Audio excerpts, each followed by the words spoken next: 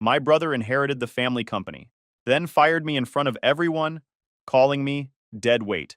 Days later, I opened the envelope Dad left only for me. What I found inside didn't just expose him, it took down our whole family name. Hey Reddit, my family always acted like I was the backup plan they never wanted. Then my dad died, and everything went off the rails fast. Before the chaos hit, here's how it all really started. My name's Jonathan. I'm 30. I run operations at my family's company, or I did until everything went sideways. The business was my dad's creation. Micah built it from nothing.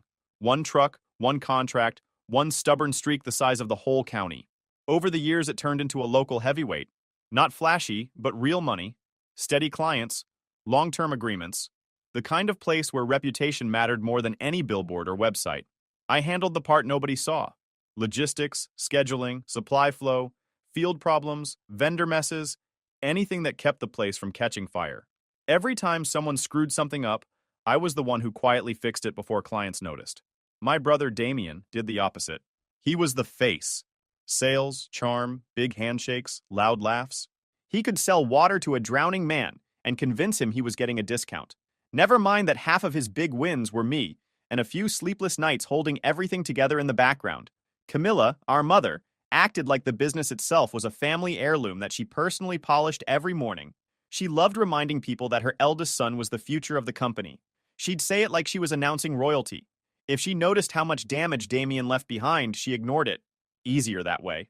Dad knew. He always knew. He just pretended he didn't. If I brought up a missing invoice or a client complaining about a promise Damien couldn't keep, he'd just sigh and tell me to let things settle. That was his favorite line. Like corruption was dust that just drifted away if you waited long enough. Most days I kept my head down and ran things because someone had to. But that week everything felt off. Numbers were tighter than they should have been. A few vendors were claiming late payments we never logged. Small things, but small things add up when the company's been spotless for years. Then, late one evening, after everyone else had left, I checked the system for a contract we had with a long-term client. Big account, good money, usually stable, gone, not archived, not moved, deleted. The name didn't show up anywhere. No billing records. No payment history. It was like the contract never existed. I didn't panic. I just checked our backups. Nothing. I went through email confirmations. All wiped. My personal drive only got the weekly archive every Friday night. This contract had been signed mid-week, fresh enough that it lived only on the server. That's why the empty space where it should have been made my stomach tightened. Evan, the senior accountant, passed by my office on his way out. Evan's been with us since before I could drive. Sharp guy, quiet, not dramatic about anything. I asked him if he'd seen the contract. He froze, not a long freeze, just a moment too still, and then pulled the door shut behind him. I shouldn't say anything, he whispered. Damien told me to delete it. I'd heard a lot of ridiculous things in my life, but that one still landed weird. Not shocking, just confirming what I already suspected. Evan's eyes had this mix of fear and regret, like he already knew he'd crossed a line. He didn't wait for me to respond. He just said, "I'm sorry," and walked out. I didn't chase him. I sat down, opened a blank folder, and documented everything. Timestamps, missing files, the exact path where the contract should have been. If there's one thing I'm good at, it's keeping records. Damien counted on people forgetting things. I didn't forget. I backed up the details to an external drive I kept in my house. I'd been doing that for years, more out of habit than fear. But that night it felt different, more deliberate. I was going to take it to Micah in the morning, after the early meeting he never missed. The next morning, Dad was supposed to come in early for a meeting. He never showed. By noon, we got the call. Heart, fast, no warning. You'd think losing your father would hit you with some big emotional wave, but mine came in pieces. A headache, a tight jaw, a feeling like I'd been holding something heavy for too many years, and someone suddenly replaced it with something even heavier. Damien acted devastated in public, chest clutching, pacing, dramatic breaths. Camilla hovered around him like a stage assistant. Meanwhile, I handled the paperwork, the calls, the arrangements. People kept patting me on the shoulder, saying things like, "You're the strong one," as if strength was the reward for being ignored your whole life. But even in the middle of all that, the missing contract stayed in my mind, like an alarm buzzing in the corner. Dad gone meant Damien would get bolder. And if he was already deleting major records before power officially shifted, I knew exactly what was coming next. The day after we buried Micah, I walked back into the office and saw Damien in Dad's chair, feet up, grinning, not mourning, positioning. That's when it really hit me. Whatever happened next wasn't going to be family conflict. It was going to be war, and it was going to get ugly fast. The will reading took place 2 days after the funeral, back at the estate. Micah's office still smelled like cedar polish and old paperwork, the kind of space built to make men feel important. Damien walked in like he already owned the air inside it. He shook the lawyer's hand with this fake grief face, the same one he practiced in the mirror for business meetings. Camilla hovered beside him, straightening his collar, whispering things like, "Remember to breathe," as if he'd been the one holding the family together. I took a seat off to the side. I didn't feel like performing. The lawyer, a tall guy who'd probably dealt with our family more than he wanted to, opened his folder and got right to it. No warm-ups, no emotional speech, just the words none of us could escape. To Damien, he read, clearing his throat, "Your father leaves full ownership of the company, all associated assets, remaining savings, and the vehicle collection." Damien nodded slowly, pretending to absorb the weight of responsibility. His eyes flicked toward me with a little smirk, just long enough to make sure I saw it. The lawyer continued. To Jonathan, he paused like there should have been more there. He leaves this envelope. He handed it to me. Light, thin, a key inside and a folded letter. Camilla raised an eyebrow. Well, that's thoughtful, she said. Symbolic, I suppose. Symbolic of what? I asked. She shrugged. Hard work builds character. Maybe it's time you step out on your own. Damien gave me a look like he was watching a prank unfold exactly how he planned it. He sat taller in Micah's chair, fingertips together like a CEO posing for a magazine. I didn't open the envelope there. I just slipped it into my jacket. The lawyer closed his folder.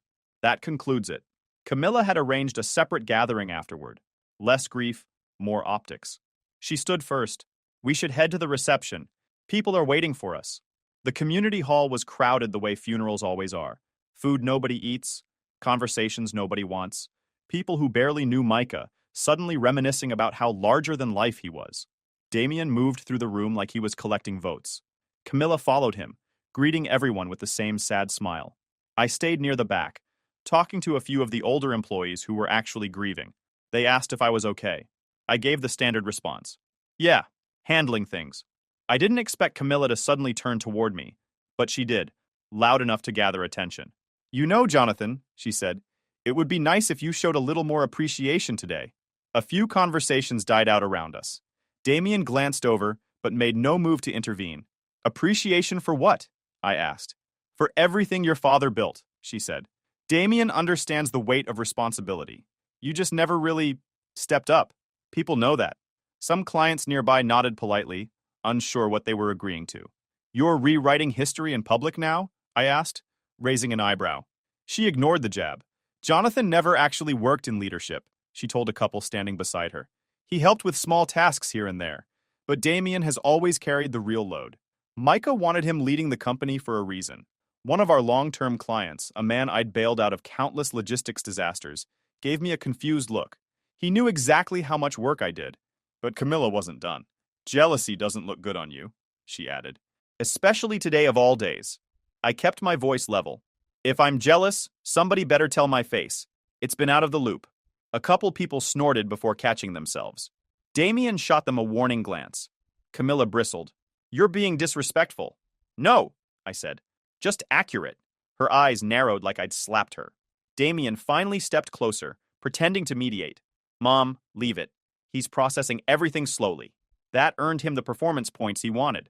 Camilla softened toward him immediately, like he'd saved her from some emotional cliff. I'd had enough. Enjoy the evening, I said, nodding once before walking out. Outside, the air felt clearer. I pulled the envelope from my jacket and opened it by the car. Inside was a small brass key and a letter in Micah's handwriting. If you're reading this, I'm gone. I know you were hurt by me and by your brother. If you want answers, use this key and go to the shed behind the estate. Simple. No apology. No explanation, just instructions. I folded it back up. Not today. I had spent too many years doing cleanup work for the family. Whatever Micah left in that shed could wait until I had the energy to face whatever mess he'd hidden there. Inside the hall, I could still hear laughter. Not mourning. Celebration. Damien shaking hands like a new governor. Camilla telling people how strong they were as a family. Grief wasn't the priority. Power was. And now that they had it, they weren't bothering to hide the victory dance. I went back to work the morning after the reception. Not because I expected anything good, but because I wanted to see how fast Damien would try marking his territory. Turns out, immediately. His car was parked in Micah's old spot, right up front. He'd even slapped a temporary CEO placard on the windshield, like a teenager claiming a locker. Inside, the energy was off. People spoke in low voices.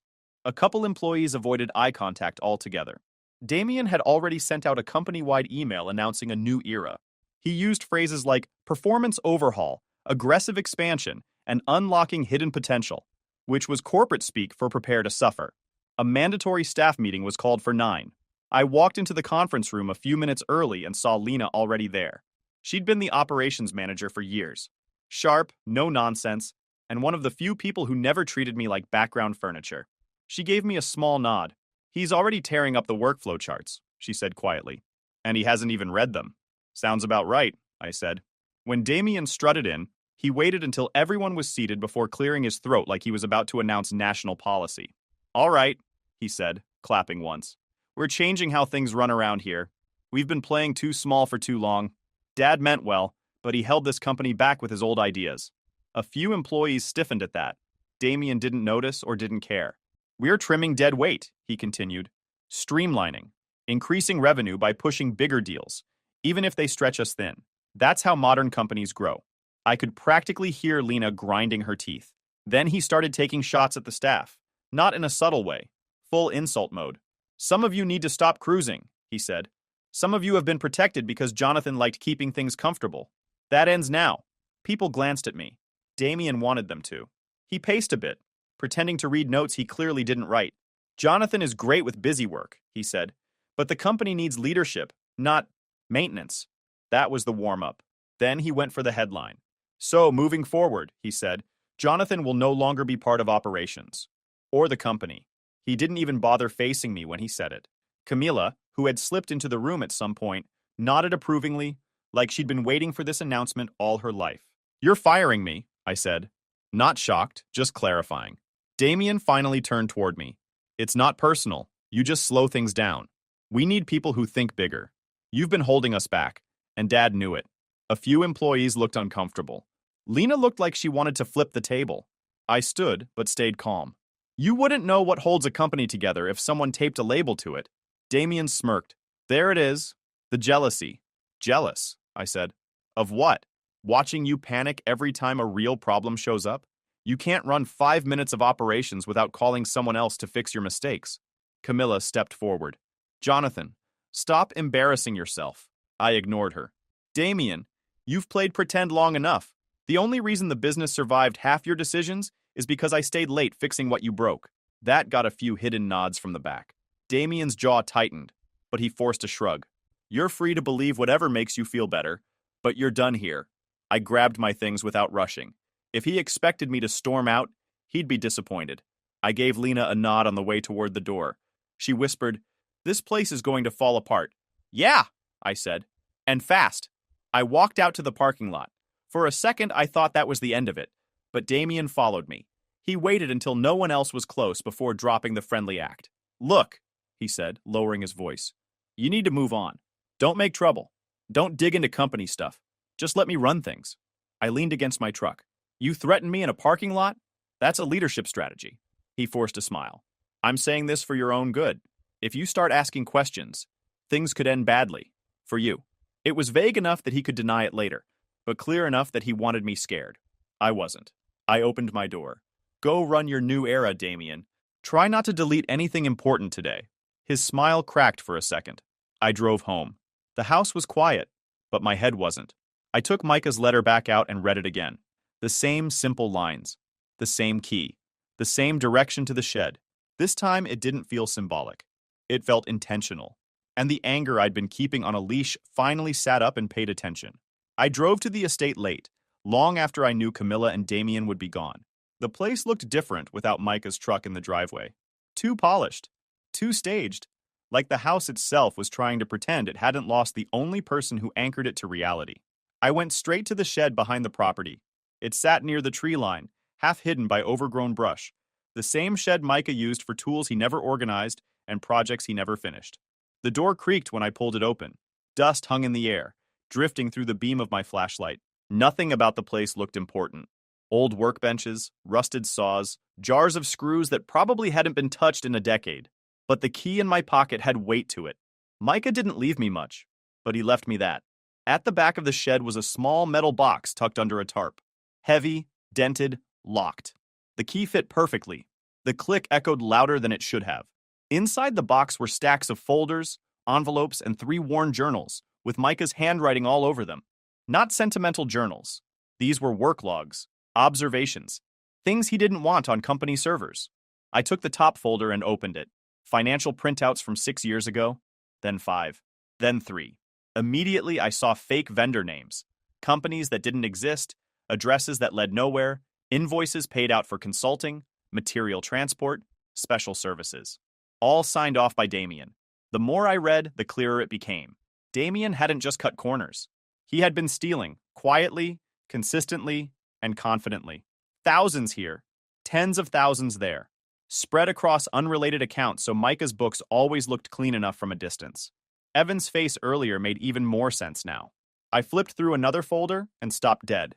The missing contract, the one that mysteriously vanished from the system, was sitting right in front of me, except it was rewritten under a different vendor name. A shell deal. Same dates, same project, different payout destination. And the signature authorizing the switch? Damien's.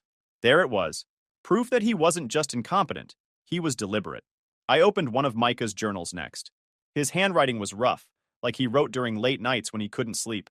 The entries weren't emotional, just factual.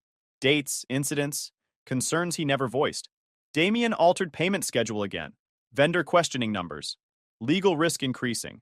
Can't expose this without destroying the business. Jonathan asked about missing invoice. Didn't tell him. He deserves better than this. Cannot confront Damien without triggering fallout. If I cut Damien out, he'll contest the will and drag everything public. Reputation comes first. So Micah had known. For years. He documented everything but acted on nothing. Not because he was protecting Damien. He was protecting the image he spent a lifetime building. The business had become a shrine to him. Too important to stain with a public scandal. And me? I was the collateral damage. I flipped further. If anything happens to me, Jonathan must decide for himself. The truth will force a choice. That line hit harder than anything else in the shed. Not emotional, just blunt, like Micah knew exactly how the future would look. He didn't give me guidance. He didn't give me comfort. He gave me a key to a box full of evidence that could either destroy Damien or bury me if I mishandled it. This wasn't an apology. This was a responsibility. I kept reading until my flashlight dimmed. More shell companies. More fraudulent authorizations. More side deals Damien set up behind Micah's back. A pattern that stretched further than I expected. When I closed the last journal, the shed felt colder. The anger I'd carried for years didn't flare up. It just settled. Solid. Focused. Like a decision had already formed in the background of my mind, and now it finally stepped forward. Micah didn't leave me money. He left me the truth. And truth is a different kind of inheritance. One that demands you do something with it. I pulled out my phone and took pictures of every file, every page, every signature. Organized them into folders. Backed them up the same way I always backed up everything else in that company. I put all the original documents back in the box exactly how I found them. Closed it. Locked it. Slid it back under the tarp. No theatrics. No dramatic exits. Just a quiet decision made in a forgotten shed. By the time I walked out into the night, I wasn't furious anymore. Rage burns out fast. This was something cleaner, sharper. I finally understood. Micah didn't leave me a consolation prize. He left me a weapon, and now I knew exactly how to use it. By the time I left the shed, the decision was already forming. Not emotional, practical. If I moved forward, people would get hurt. Employees with families. Vendors who trusted us. The company name Micah built would collapse under the weight of Damien's stupidity. But letting it go meant accepting that Damien could keep draining the place dry while everyone else paid the price. Either way, the fallout wouldn't be clean. I spent the next morning reviewing the photos I'd taken. Everything lined up exactly the way I expected. Fraud layered over more fraud. Hidden under sloppy accounting tricks Damien thought no one would ever question. I built a chronological folder. Missing invoices, shell deals, vendor complaints, altered signatures, all tied together with Micah's journals. I wasn't rushing, just assembling the truth piece by piece. Around noon, my phone buzzed with a message from an unknown number. It's Mark. Can we meet? Mark had worked in operations since before I was out of high school. Smart, loyal, one of the guys who kept the place from falling apart. I told him to meet me at a small diner off the highway, somewhere nobody connected to the company ever bothered to go. He walked in looking frustrated and tired. The kind of tired you only get when someone above you abuses their authority. They fired me, he said, before he even sat down.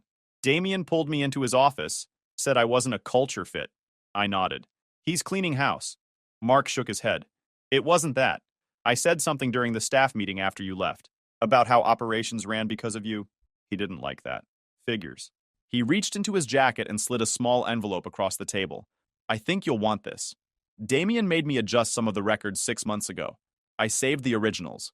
Didn't know why at the time. Now I do. Inside were 2 documents. An earlier version of the fake vendor contract and a payment reroute request Damien had signed. It was the missing link between the altered invoices and the shell deal I'd found in the shed. This ties everything together, I said. Mark exhaled. Yeah, thought so. I'm done with that place. But if you're doing something, I'm not asking details. Just do it right. I nodded once. I will. He left without another word. 10 minutes later, my phone rang again. Camilla's name lit up the screen. I considered ignoring it, but picked up anyway. Her voice was sharp from the start. Jonathan, whatever you're doing needs to stop. Good morning to you too, I said. You think I don't hear things? Employees talk? Evan mentioned you've been asking for old records. That bothers you? I asked. Records? It bothers me that you're trying to sabotage your brother. This is a delicate time. Damien needs support, not your bitterness. Support? I said. He's been running the company like a crash course in how to get audited. She hissed under her breath. If you push this, you're out of the family. Completely. No more calls, no more responsibilities. Nothing. That threat would work better, I said, if it didn't sound like a reward. She hung up. An hour later, Damien followed up with a string of texts, half mocking, half hostile. Heard you're digging again? You really can't move on, huh? Careful. People get curious for the wrong reasons. I didn't answer any of them. Silence rattles men like Damien more than arguing ever could. Instead, I gathered everything. Photos of Micah's journals, the backup files, Mark's documents, the photo logs, and scheduled a quiet meeting with a lawyer outside town. Just a small office above a strip mall, nothing impressive. That's what I wanted. The lawyer, a sharp woman named Porter, flipped through each file slowly. No dramatic reactions, no shocked expression, just steady understanding.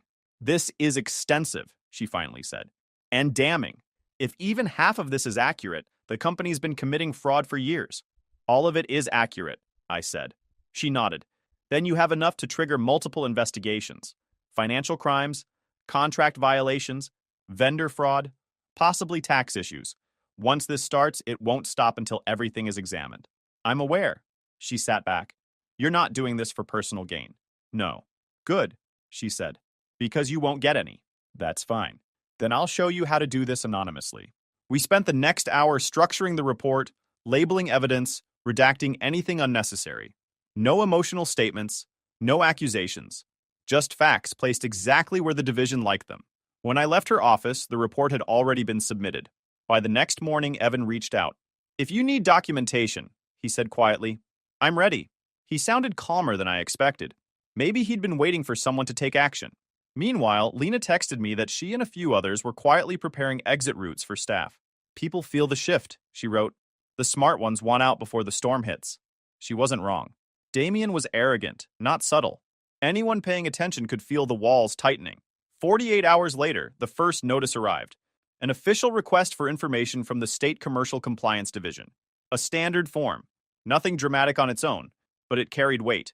The kind of weight that made executives sweat through their suits. Damien's reaction would tell me everything. War had officially started. The first audit request hit the company like a quiet warning shot. No alarms, no flashing lights. Just a formal notice asking for documentation Damien didn't have. He tried brushing it off as routine compliance. But within days, more requests followed. Deeper ones. Specific ones. Ones that targeted exactly the areas he doctored. Then the bank froze the accounts. Not the division. The bank. Too many vendor payments had been rerouted, split, relabeled, and pushed through unfamiliar recipients. The bank's compliance team saw the pattern before Damien did. Once they flagged it, the freeze hit instantly. Automatic, mechanical, and impossible to talk your way out of. Payroll bounced the next morning. Panic spread fast. I watched the unraveling from a distance. Lena kept me updated. 3 more employees quit today, she texted.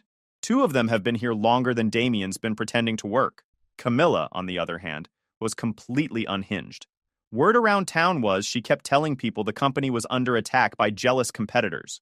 She hinted at sabotage, corporate espionage, anything except the truth, that her golden son had been siphoning money for years.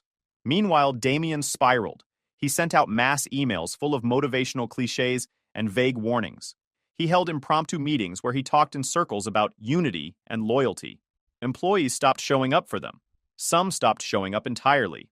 2 weeks into the audits, I decided to drive to the building once, just to see it with my own eyes. I didn't announce myself. I walked through the front doors like I still belonged there. No one had ever deactivated my badge. Damien liked dramatic moves, not administrative ones. The lobby felt hollow. Half the chairs were empty, and the receptionist desk didn't even have a receptionist. Papers were stacked in messy piles, as if someone left in a hurry and didn't care about the cleanup. I walked down the main hallway. Office after office sat abandoned. Desks cleared, computers missing, nameplates gone. A company that used to buzz with movement now felt like the last day of school, except nobody was celebrating. When I reached the operations wing, I found Lena boxing up her last few things. "He's still pretending this is temporary?" I asked. She didn't even look surprised to see me. "Worse," she said. "He's telling everyone the audits are a political stunt. He thinks if he talks confidently enough, the compliance will just go away." I raised an eyebrow. "That's his plan?" "That, and blaming you," she said. "Every chance he gets." "Predictable." She taped her last box shut. "This place is done, Jonathan. The employees know. The vendors know. Damien's the only one still living in Fantasyland." I nodded toward the empty hallway. "He built his kingdom on sand." "Yeah," she said. "And now the tide's here." I left her to finish packing. I didn't bother checking Damien's office. I didn't need to. I already knew he'd be in there pretending everything was fine, rehearsing speeches, convincing himself he was still in control. A few days later, Lena sent me a short message. "Board call today. You'll want to hear this." I wasn't on the board, obviously, but she knew someone who still had access to internal audio feeds. Someone fed up enough to leak what mattered. I sat in my truck with my phone plugged into the speaker as the call connected. Damien started calm. Too calm. "Everything is being handled," he said. "We're cooperating fully." An older board member cut him off. "Damien, half our clients have paused their contracts. Vendors are refusing deliveries. What exactly is being handled?" Damien ignored the question. "The division is overreacting. They're targeting us unfairly. It's political." Another voice jumped in. "Political? Damien, they asked for receipts. You didn't provide them." Silence hit the call for a moment.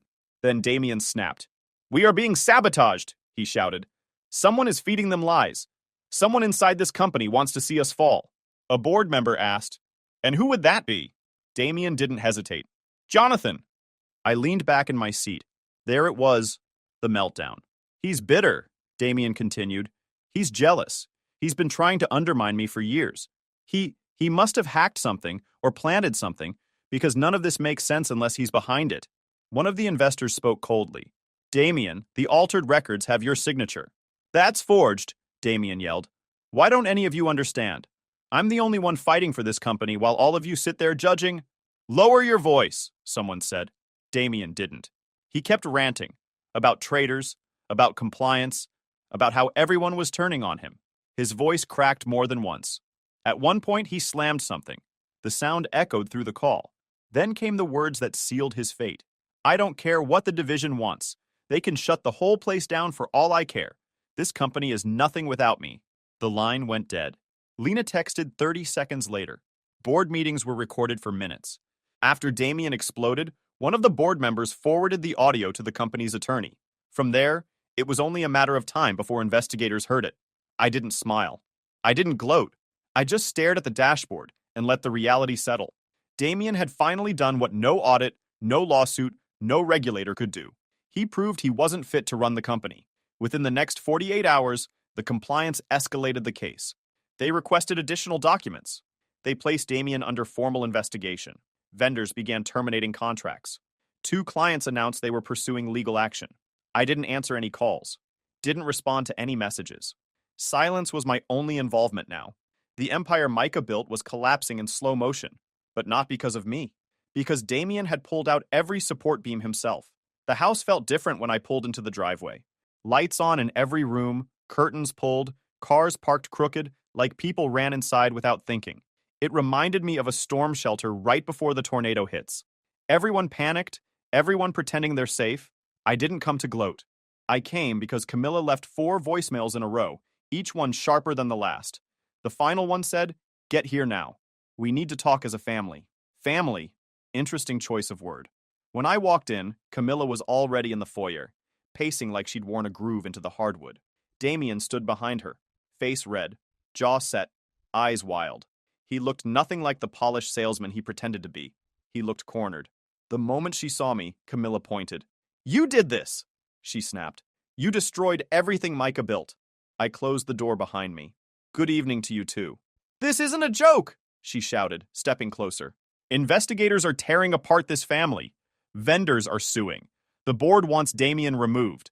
And it all started right after you were fired." Damien threw his hands up. "Of course it was him. Who else would stab us in the back like that? He's always wanted to take me down." I looked at him. "You did that part yourself." He lunged forward like he was going to shove me, but Camilla blocked him with one arm, never breaking eye contact with me. "You're going to fix this," she said. "You're going to tell those people whatever lies you told them. You're going to retract it, or apologize, or whatever it takes." I raised an eyebrow. "You think I have that kind of influence?" "You must," she shouted. "Micah always said you were dangerous if you didn't stay in your place. He warned us about this. He wanted you kept away from the business for a reason." That one actually made me laugh. "He said that?" "Yes," she said firmly. "He told me Jonathan should never be in leadership. He said you'd ruin us." I let her finish. Then I shook my head slowly. "Interesting," I said, "because I read his journals. Every page. Micah never said anything like that. In fact, he said the opposite." She blinked. "Journals?" "Yeah," I said. "The ones he hid in the shed. The ones where he documented every stunt Damien pulled. Every altered payment. Every shell company. Every lie. He didn't keep me away to protect the business from me. He kept quiet because he was trying to protect the business from Damien." Damien stepped forward again, fists tight. "You're lying. He would never write that." "He wrote plenty," I said. "You just never looked." Camilla's face cracked. Not sadness, panic. Real panic. "Micah wouldn't lie to me," she said weakly. "No," I replied. "You lied to yourself. You rewrote everything to fit the fairy tale where Damien is the heir and I'm the problem. But the truth doesn't care how pretty your version sounds." The air went heavy. Damien started pacing, muttering to himself. "You sabotaged me," he said. "You ruined everything. You couldn't just accept the will. You had to dig. You had to find something to justify being a failure." "There it is," I said. "The greatest hits album." He spun around. "I should have fired you years ago." "I did your job for years," I replied. "You'd need GPS and a flashlight to find the spot where responsibility starts." He charged toward me, but Camilla grabbed him this time. Both hands, full force.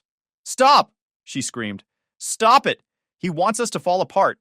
I shook my head. "You were already falling apart. I just stopped trying to hold the pieces together." "You're going to fix this!" Camilla yelled again, voice cracking.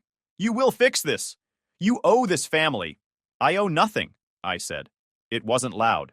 It didn't need to be. The room went silent. For a few seconds, none of them spoke. You could hear the house settling, the kind of noise you only notice when everyone stops breathing. Damien pointed at me. "They're investigating me. Do you understand what that means? My accounts are frozen. My reputation, my entire future is on the line." "You signed your future away," I said. "Every document had your name." "You admit it then?" Camilla shrieked. "Yeah," I said. "I brought it forward." Camilla recoiled like the words burned. Damien's face tightened. I didn't forge your signatures," I said. "I didn't create your shell vendors. I didn't reroute your payments. I didn't make you steal." I stepped closer, voice quiet. "I just stopped protecting you from consequences." Damien swallowed hard, like he was realizing there was no angle left to play. "So what now?" he asked. "Now," I said. "I understand exactly how this family works." I turned around, walked out the front door, and didn't look back. I packed my truck that night with whatever mattered: clothes, tools, my files, my backup drives. No farewell letters, no explanations, just a clean departure.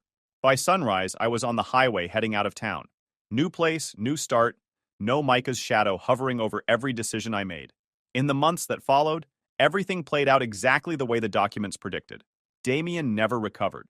The investigation expanded, then deepened, then hardened into formal charges. Fraud, misappropriation, falsified records, stacked neatly in legal terms he couldn't charm or threaten his way out of.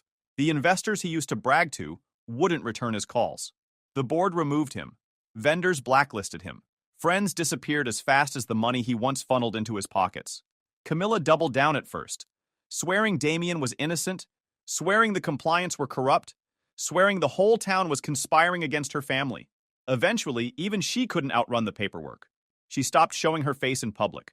Last I heard, she sold the estate and moved to a place where nobody knew our last name. The business Micah built was dissolved, broken down piece by piece. Some employees found better jobs, thanks to Lena pushing them out early.